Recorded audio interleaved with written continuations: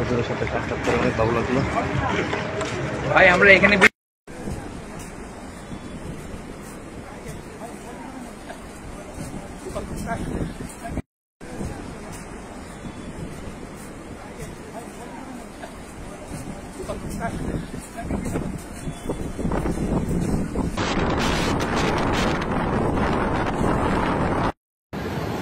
যে আমাদের মিজানুর রহমান আজারি হুজুর মদিনা শরীফ আসছে।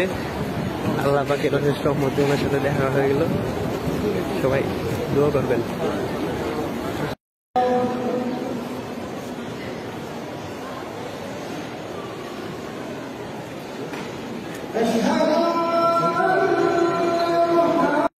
এই যে আমাদের প্রিয় হুজুর মিজানুর রহমান আজারি হুজুর।